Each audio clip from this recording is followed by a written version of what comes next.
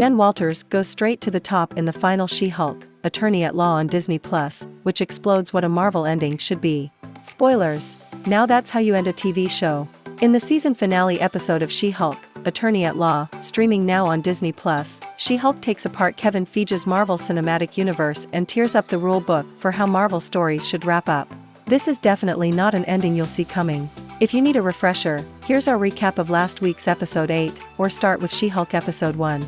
Now let's delve into the latest installment, titled Whose Show Is This?, complete with a ton of cameos and Easter eggs and lots of spoilers.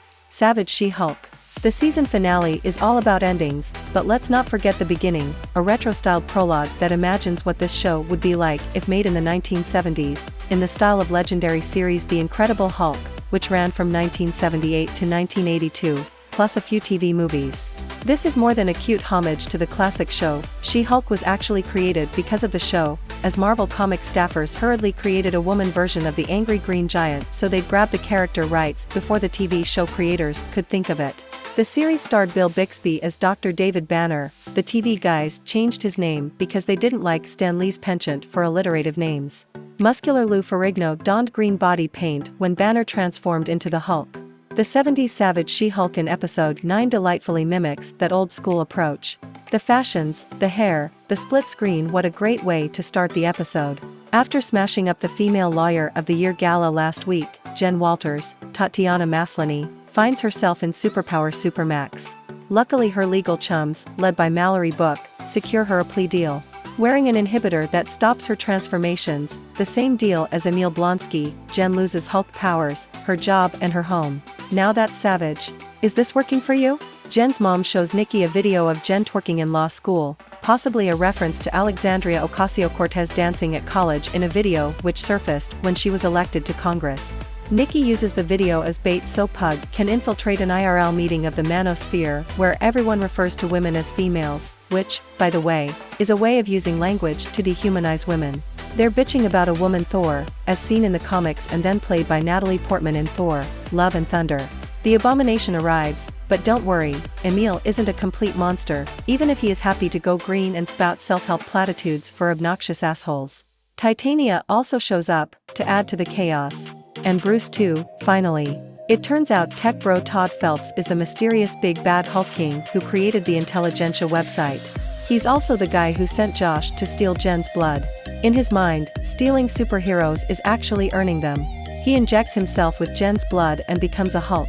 In other words, the villain becomes a mirror image of the hero, a trope which powered the climaxes of MCU films right from the start.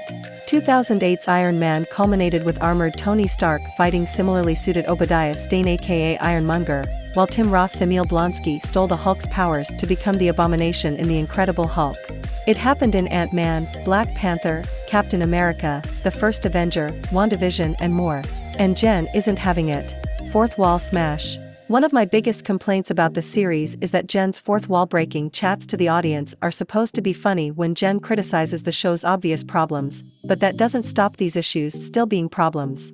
At last though the meta commentary pays off hugely in the finale. Jen smashes the fourth wall completely and busts right through your Disney Plus home screen. Spotting a thumbnail for behind-the-scenes making of documentary series Marvel Assembled, Jen climbs out of her show and into the real world, striding across the Marvel/Disney studio lot and right on into the She-Hulk, Attorney at Law writer's room. Jen confronts the show's writers about the messy finale and familiar final confrontation. While fans might want to see a long-awaited Hulk/Abomination rematch, Jen wants to deal with the real human emotional stakes she's grappling with. That, the writers respond, isn't the show Kevin wants. They must be talking about Marvel Studios president Kevin Feige, the baseball-hatted Supremo who steered the MCU to box office dominance. Except, as the subtitles reveal, they're actually talking about someone or something called Kevin. Jen busts into the heart of Marvel Studios, after signing an NDA, naturally, and finds herself facing some kind of robot supercomputer D'Alio.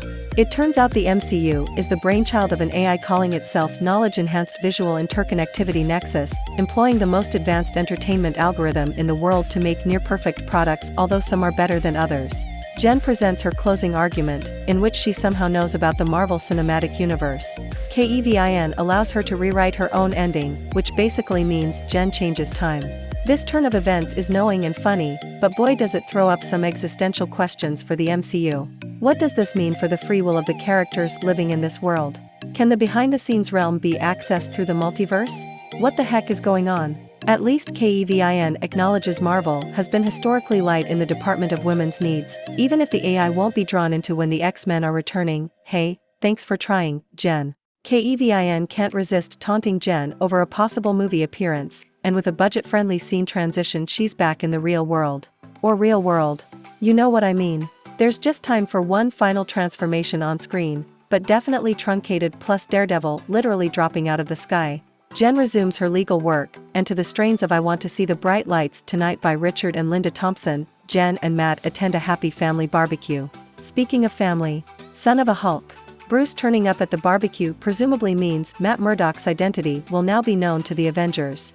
But more importantly, Bruce explains the message that drew him back to the planet Skaar, where he lived in Thor, Ragnarok.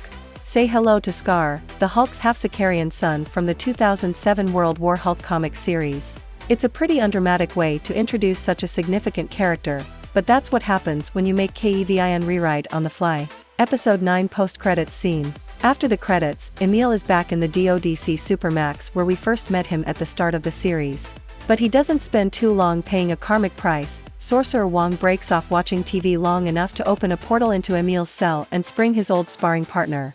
Emil resigns himself to a new life at Kamartaj, but at least there's Wi-Fi, harking back to a joke in the first Doctor Strange film.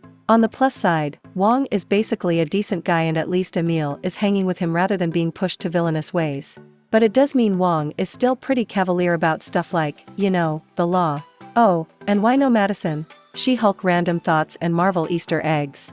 Kevin, or Knowledge-Enhanced Visual Interconnectivity Nexus, is a reference to villainous comic cyborg/computer MODOK, mental/mobile/mechanized organism designed only for killing. Judging by the posters on her childhood bedroom wall, Jen was inspired to get into law by Aaron Brockovich and Legally Blonde. The writer's room is covered with a wall of colored sticky notes, each of which contains a beat, a thing that happens in the episode. Some writers stick index cards on their walls. Either way, the goal is to break the story by mapping out the structure of these beats across 3 acts before writing a draft of the script. The room's walls also contain what I can only guess are in-jokes like there's something attractive about a man's knees and gamagoo/slop it in. I hope Disney has good health plans for its security staff after Jen busts up that guy's hand. The closing song is We Run This by Missy Elliott, because of course. What happened to Josh? If there is a season 2, we're always going to suspect it's a dream sequence. What is up with Skaar's hair?